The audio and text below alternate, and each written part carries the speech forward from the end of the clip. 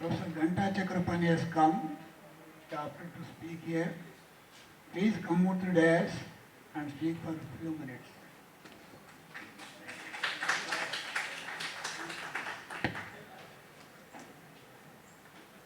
Thank you, sir. Very good afternoon to all of you. In fact, I came here to just to listen to the speakers of today's panel discussion. Both are, my very good old friends. And they spoke, of course, from their point of view. They presented very well. I think for students, I'd like to tell you one thing. In academic presentations, from which standpoint you are speaking is very important. That's why, without telling where he is standing, of course, Professor Srinivasulu is a well-known academician.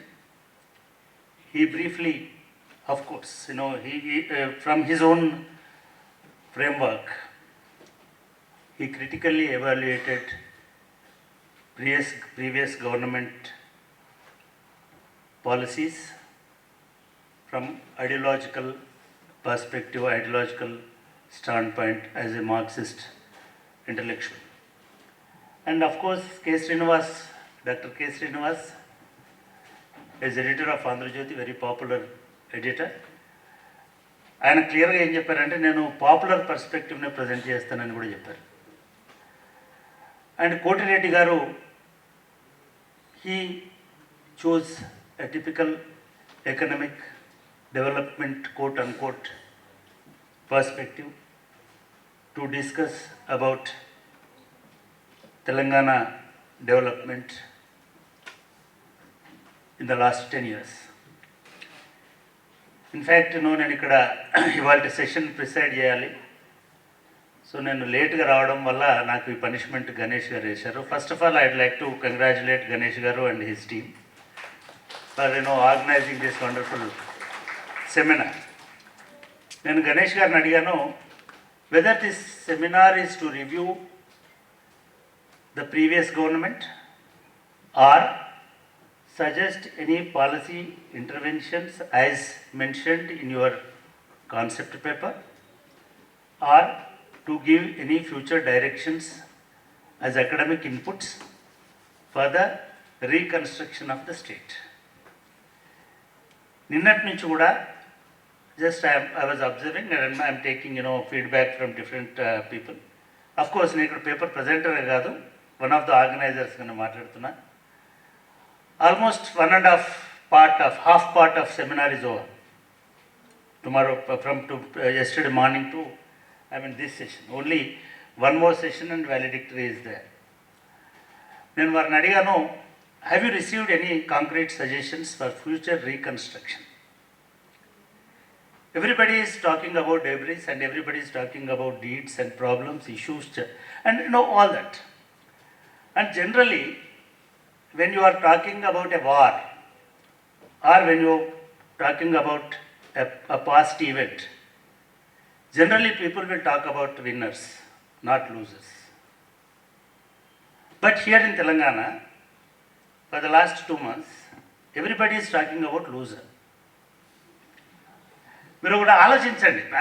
జనరల్గా popular పర్స్పెక్టివ్లో losers గురించి మాట్లాడితే no problem. That will become a lesson for winner also. ఫ్యూచర్లో ఏ తప్పులు చేయకూడదు అనడానికి కూడా that is one kind of analysis.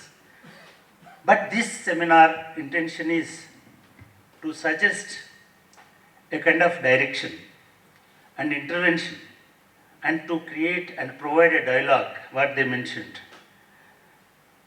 for a new government to go in a new path. So, ఈ కాంటెక్స్ట్లో ఐ థింక్ నెక్స్ట్ ప్యానల్స్ ఇదే last panel అనుకుంటా. అది టూ మోర్ ప్యానల్స్ అదే as sociology fraternity of this university. I suggest organizers to be focused on future perspective because the future development prospects also is very important. ఇందాక మాట్లాడిన వాళ్ళందరితోటి అర్థమైంది నిన్నటి నుంచి కూడా ఏంటంటే తెలంగాణ రీకన్స్ట్రక్షన్కి విజన్ లేకుండా పోయింది నెంబర్ వన్.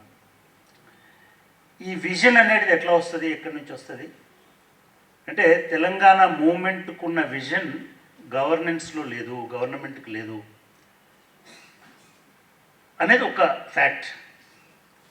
సో కాబట్టి గవర్నమెంట్స్ అనేటి గవర్నమెంట్ ఎప్పుడు ఓడిపోదు. That is one factor we should remember. Government will be always a continuous process, continuous mechanism. BRS అనే పొలిటికల్ పార్టీ ఓడిపోవడానికి దట్ ఈస్ మెయిన్ రీజన్ అని ఒక అబ్జర్వేషన్. Government is there. ఈ గవర్నమెంట్కి ఎటువంటి విజన్ ఉండాలనేది the purpose of this seminar.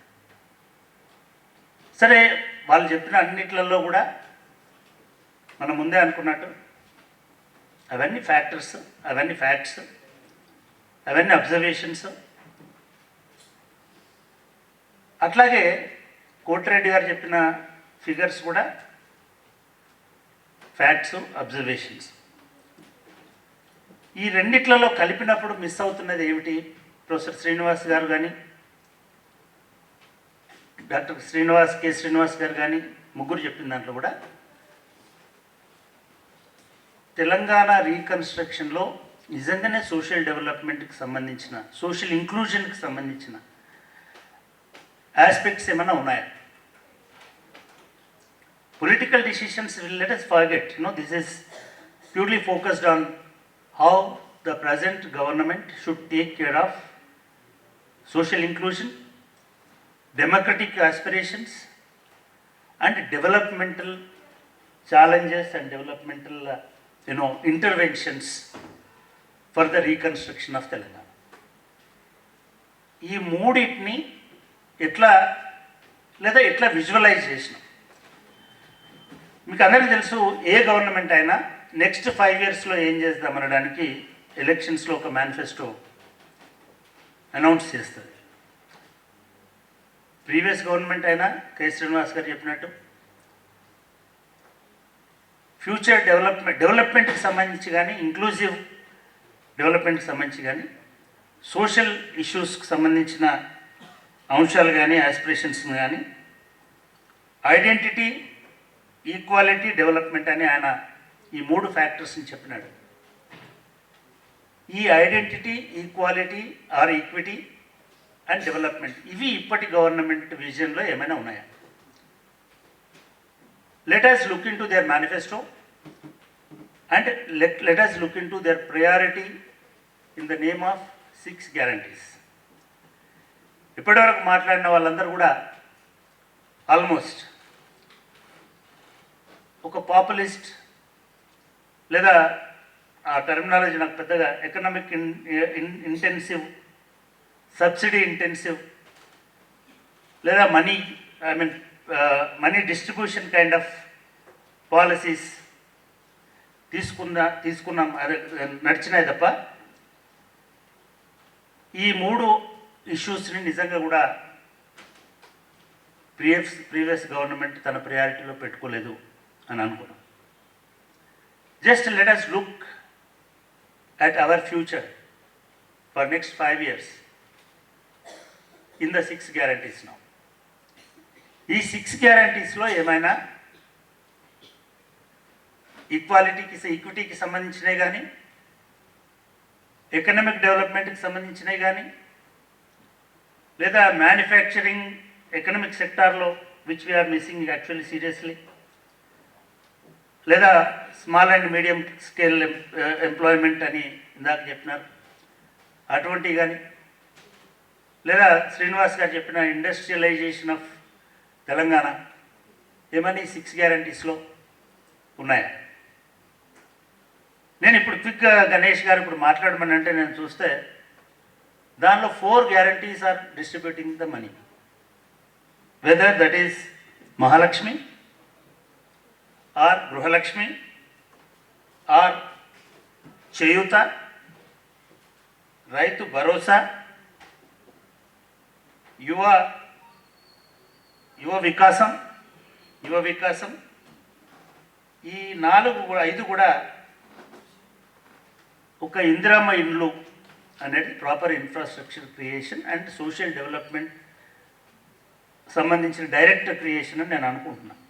If they last year government కూడా double bedroom ఇల్లు అనేటువంటిది ఎట్లాగైతే ఒక గ్లోరిఫైడ్ డ్రీమ్ని క్రియేట్ చేసి ఒక బబుల్ని క్రియేట్ చేసి వదిలేసిందో, ఇందిరమ్మ ఇల్లు అట్లా కాకుంటే డెఫినెట్గా this is going to be a kind of asset, social capital అని అయితే చెప్తాం. కానీ రిమైనింగ్ అన్నింటిలో కూడా చంద్రబాబు నాయుడు పాలసీకి, చంద్రశేఖరరావు పాలసీకి, రేవంత్ రెడ్డి గారి పాలసీకి లేదా కాంగ్రెస్ పార్టీ పాలసీకి పెద్ద తేడా ఏమీ లేదు.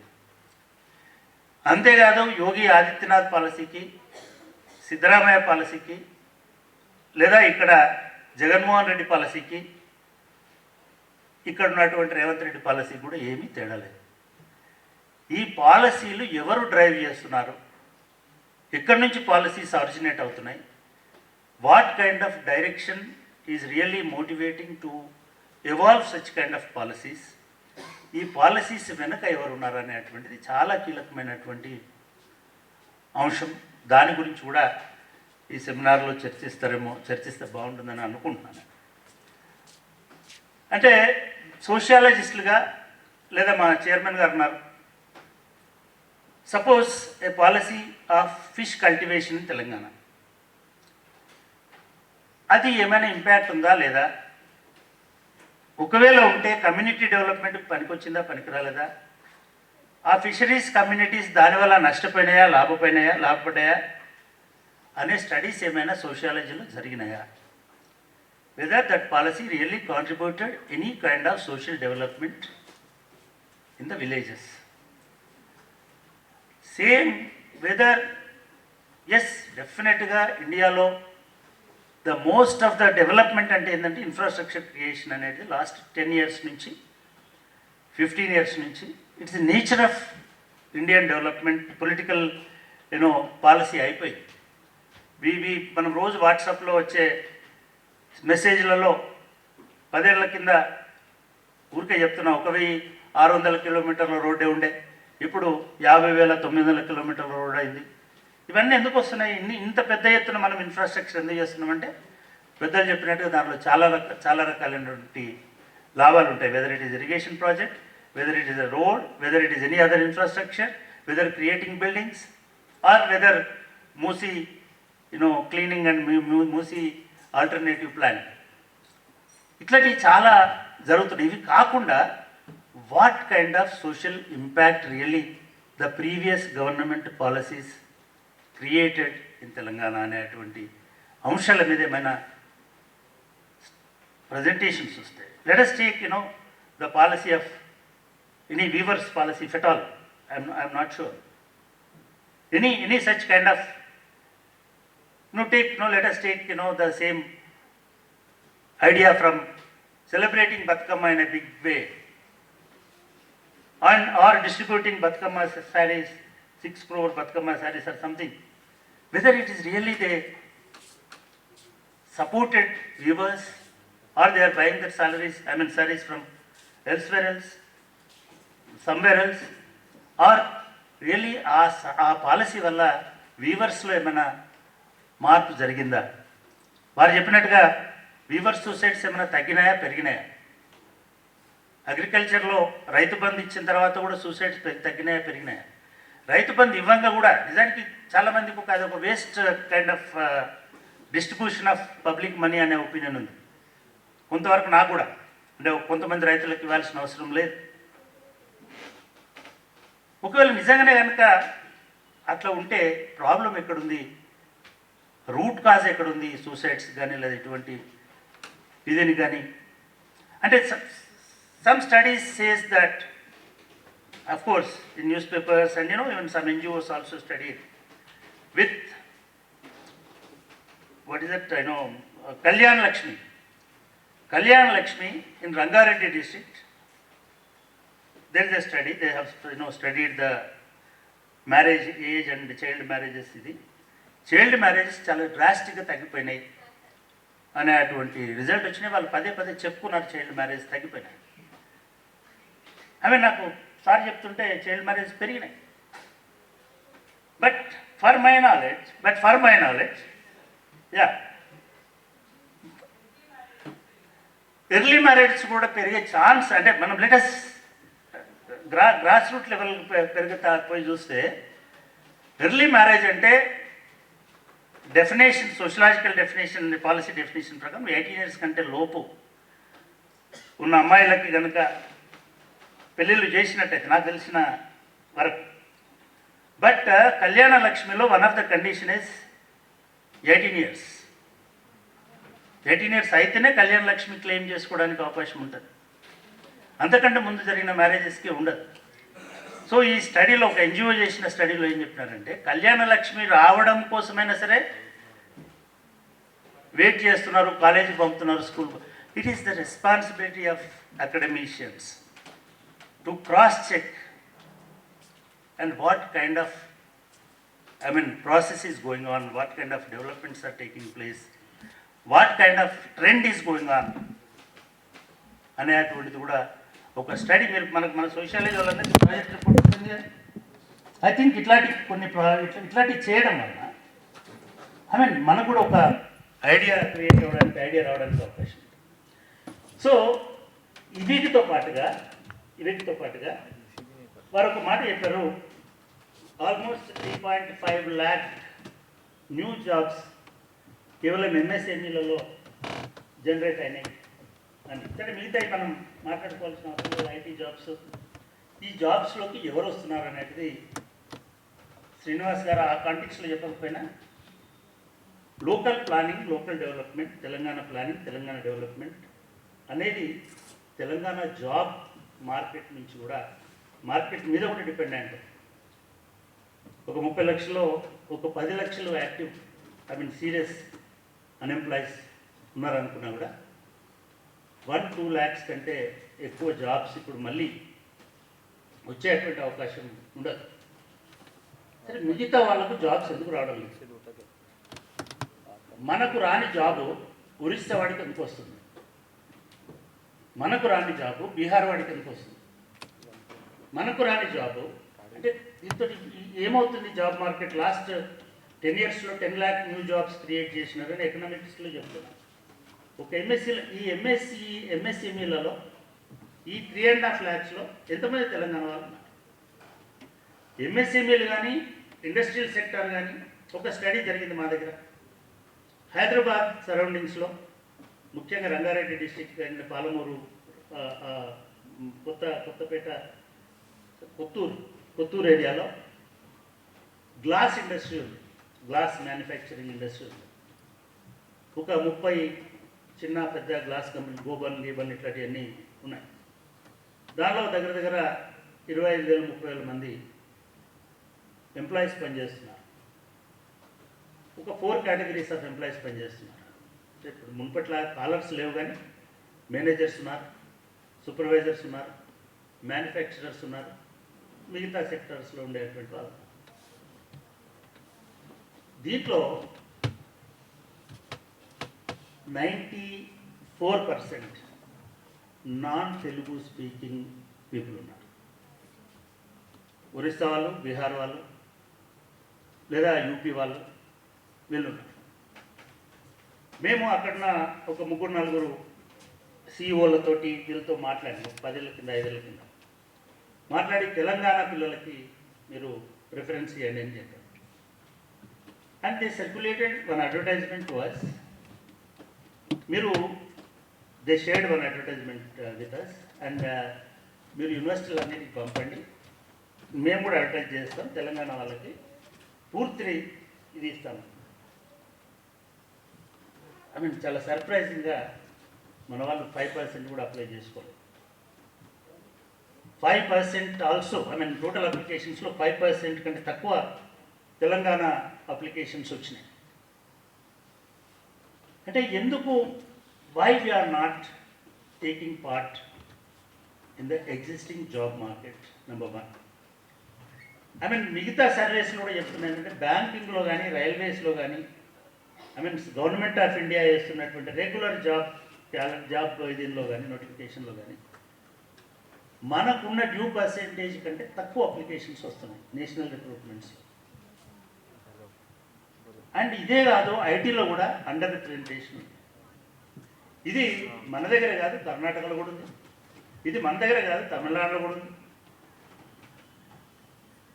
కానీ తమిళనాడులో, కర్ణాటకలో, రాజస్థాన్లో వాళ్ళు ఈ మధ్య 80% local reservations, local manufacturing and other ఇండస్ట్రీస్లో. ఐ థింక్ ఆంధ్రప్రదేశ్ ఆల్సో అట్లాంటి అష్యూరెన్స్ లేదా లా చేసిందో తెలియదు, but Karnataka it is that. మన దగ్గర అటువంటి ఫ్యూచర్లో ఏమైనా ప్రైవేట్ సెక్టార్లో, ముఖ్యంగా మ్యానుఫ్యాక్చరింగ్ అండ్ అలైడ్ సెక్టార్స్లో, ఐటీలో అని నేను అనట్లేదు, అటువంటిది ఏమైనా తీసుకొచ్చేటువంటి అవకాశం ఉంటుందా ఫ్యూచర్లో? పీపుల్స్ గవర్నమెంట్ కాబట్టి అటువంటి ప్రయత్నం ఏమైనా చేస్తారా అనేది చాలా కీలకంగా ఆలోచించాల్సినటువంటి ప్రశ్న. అట్లాగే చాలామంది మాట్లాడుతున్నాం 10 yearsలో యూనివర్సిటీ ఎడ్యుకేషన్ అనేటువంటిది బాగా దెబ్బతింది. అది వాస్తవం. ఈ గవర్నమెంట్ ఈ 10 ఏళ్లలో ఒక్క యూనివర్సిటీ కాదు, మొత్తం ఎడ్యుకేషన్ సెక్టార్లో ఆ ఇంపాక్ట్ ఉంది. అండ్ వెరీ సర్ప్రైజింగ్ ఎట్లా ఉంటాయంటే, ఇదేమో మన రియాలిటీ, మనం ఫీల్ అయింది. But unfortunately or fortunately our GERs are doubled in the last 10 years. GER, gross enrollment ratio. I mean, one side we are not getting proper salaries, that is a fact. No recruitments, that is a fact. No grants, that is a fact. Still, Osmania University is generating, producing thousands of unemployed as well as thousands of lakhs of graduates. I mean, the quality education ki what kind of measures, what kind of guarantee this people's government is going to give us? That is also very pertinent and very important issue. How much percentage they are going to allocate every year? Because the earlier government is failed totally, miserably. That's why the condition of education is, what we are seeing now. And what kind of future we would like to expect from this government, in particularly education sector. Job ఉన్నటువంటి పోస్టులు నింపడం ఒకటే కాదు నిజంగా. I mean, నాకు తెలిసి ఉస్మానియా యూనివర్సిటీలో ఒక న్యూ పర్స్పెక్టివ్ తోటి సోషల్ సైన్సెస్లో కోర్సులు రాక, ప్రోగ్రామ్స్ రాక, కొత్త న్యూ ప్రోగ్రామ్స్ రాక కూడా చాలా చాలా రోజులు అయింది, చాలా ఏళ్ళైంది. సైన్స్లో కానీ, లాలో కానీ, మేనేజ్మెంట్లో కానీ, సోషల్ సైన్సెస్లో కానీ ఎందుకు short duration skill development programs పెట్టలేకపోతాం? ఎందుకు పెట్టలేకపోదామంటే, నేను 32 ఏళ్ళు యూనివర్సిటీలో పనిచేసిన వాడిగా, ప్రతిదానికి డబ్బులు అవసరం ఉంటుంది కాబట్టి, మన రెగ్యులర్ జీతాలకే డబ్బులు రావు కాబట్టి, డెవలప్మెంట్ గ్రాంట్స్ అనేది టోటల్గా క్లోజ్ అయినాయి కాబట్టి, ఐ మీన్ ఏం చేయాలి? అకాడమిషియన్ పాలసీ ఇంటర్వెన్షన్స్ని మనం చేసి దీన్ని ఒక డైలాగ్ అని కూడా అన్నారు కాబట్టి, ఈ ఓవరాల్గా ఇటువంటి ఇష్యూస్ని, ముఖ్యంగా ఎడ్యుకేషన్లో జరుగుతున్నటువంటి ఇష్యూస్ని, unfortunately earlier government by knowingly or unknowingly or to attract votes as a whatever, KG to PG free education అని వాళ్ళ మేనిఫెస్టోలో పెట్టుకుంది. But trust me, no single professor or no single teacher or even a single teachers association or organization or union, వీళ్ళు ఎవరు కూడా దాని ఒక main డిమాండ్గా పెట్టుకొని పోయిన గవర్నమెంట్ మీద ప్రెషర్ చేయలేదు. సివిల్ సొసైటీ రోల్ అనేటువంటిది ఒక స్పెక్టేటర్ రోల్గా ఉన్నది లాస్ట్ 10 years. కానీ ఎవరు కూడా, ఐ మీన్, స్పెక్టేటర్గా ఉండి వాడిని నియంత్రణ అంటే డెఫినెట్గా when people are spectators, intellectuals are spectators, everybody will go in their own way. ఏ యూనియన్, మళ్ళీ చెప్తున్నాను, ఏ యూనియన్ కూడా, టీచర్స్ యూనియన్ కూడా, ఇఫ్ ఎనీబడి వాళ్ళు లేదు, వాళ్ళు 4 రోజులు నిరాదీక్ష చేసిండ్రు, గవర్నమెంట్ని ఎట్లా చేసిండ్రు, బైకాట్ చేసిండ్రు, ఆందోళన చేసిండ్రు అని చెప్తే I withdraw my statement. There are 56, ఇప్పుడు బహుశా 96 అంటే school teachers associations in the state. Nobody made that as a main agenda to achieve KG to PG free education in this state. ఎవరు కూడా అప్పటి గవర్నమెంట్కి ఒక రిప్రజెంటేషన్ ఇచ్చినటువంటి సరే రిప్రజెంటేషన్ దొరకకపోయి ఉండొచ్చు, కానీ ఎడిటర్ గారు దొరుకుతారు కదా. You can represent that the same to a newspaper or somewhere. You can sit hundreds of last 10 yearsలో ఆర్ట్స్ కాలేజ్ బికమ్ రెగ్యులర్ ఎడ్యుకేషన్కి అడ్డా అయింది కదా. కేజీ టు పీజీ మీద ఎందుకు కాలేదు? సేవ్ ఉస్మానియా అని పిల్లలు వాళ్ళు స్ట్రైక్ చేసినారు, వాళ్ళు సంతకాలు తీసుకున్నారు రకరకాల. But KG to PG education మీద ఎవరు కూడా. నేను ఒక ఎగ్జాంపుల్ చెప్తాను. Health sector also the same kind of problem. Health సెక్టార్లో కూడా ఉస్మానియా హాస్పిటల్ని కూలగొట్టకూడదా అనే చర్చ జరిగినంతగా, దాని మీద మాట్లాడినంతగా కొత్త హాస్పిటల్స్ కట్టియాలనే దాని మీద ఎందుకు చర్చ జరగలేదు? ఎడ్యుకేషన్లకు సంబంధించిన అగ్రికల్చర్కి సంబంధించినటువంటి ఇష్యూల మీద కూడా గవర్నమెంట్ పోతుంది, డిస్ట్రిబ్యూట్ చేస్తుంది thousands of crores, lakhs of crores in the name of Rythu Bandhu 100 acres. మనం టీ చాయ్ దుకాణాలు అక్కడ మాట్లాడుతున్నాం, చాయ్ కాడ మాట్లాడుతున్నాం, రైతు బంధు వేస్ట్ అవుతుంది పైసలు. ఎందుకని there is no constructive agriculture? కౌలు రైతుల మూమెంట్ ఎందుకు రాలేదు? అని నేను ఇది ఎందుకు రాలేదని అడుగుతున్నానంటే, మనం సోషియాలజీ స్టూడెంట్గా సొసైటీ ఏం కోరుకుంటుంది, సివిల్ సొసైటీ ఏం కోరుకుంటుంది, ఇంటలెక్చువల్ ఏం కోరుకుంటున్నారు? అన్ఫార్చునేట్గా ఏమైపోయిందంటే, ఇంటలెక్చువల్స్ ఏమో తెలంగాణ మూమెంట్లో వచ్చిన ప్రాబ్లం ఒకటి ఏంటంటే, ఇంటలెక్చువల్స్ అందరూ పొలిటీషియన్స్ అయితే, either political theorists or political activists or political gurus and advisers. ఈ 3 రోల్స్ అయిపోయినాయి. టీచర్స్ అందరూ మూమెంట్లో ఉన్న అందరు టీచర్లను తీసుకోండి, వేర్ దే స్టాండ్ నా. దాంతో ఏమైందనంటే, పొలిటీషియన్సే ఇంటలెక్చువల్సే. పొలిటీషియన్స్ అన్నీ మాకే తెలుసు, ఆయనకేం తెలుసు అనే కాడికి వచ్చేసి.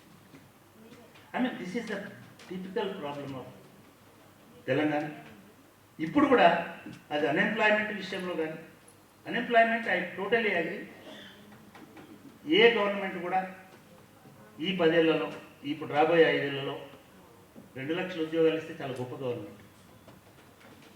2 లక్షల ఉద్యోగాలు అనేది సాధారణమైన ఇష్యూ కాదు, చాలా గొప్పగా పనిచేసినట్టు అవుతుంది ఇప్పుడు గవర్నమెంట్ 2 లక్షల ఉద్యోగాలు ఇస్తే.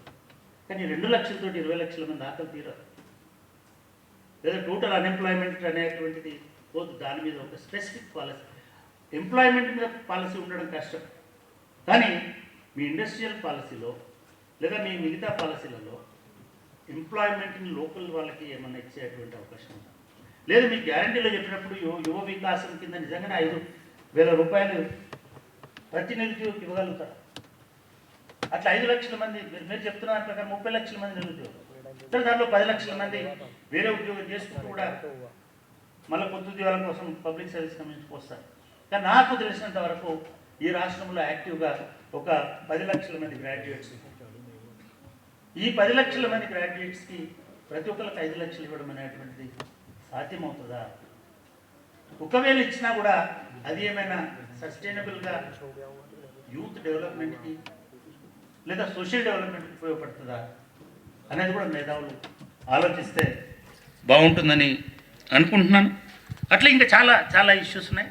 బహుశా రియల్ సోషల్ క్యాపిటల్ ఎట్లా డెవలప్ అవుతుంది, రియల్ సోషల్ డెవలప్మెంట్ ఎటువంటి పాలసీస్ తోటి వస్తుంది, రియల్ రిసోర్సెస్ యూటిలిటీ అనేటువంటిది వేటి వల్ల సస్టైనబుల్గా సోషల్ కాంట్రిబ్యూషన్కి సోషల్ డెవలప్మెంట్కి దారితీస్తుంది. ఈ అంశాల మీద ఇంకొంత ఫోకస్ చేస్తే బాగుంటుంది అనుకుంటూ నాకు ఈ అవకాశం ఇచ్చినందుకు ధన్యవాదాలు తెలియజేస్తూ, నిజానికి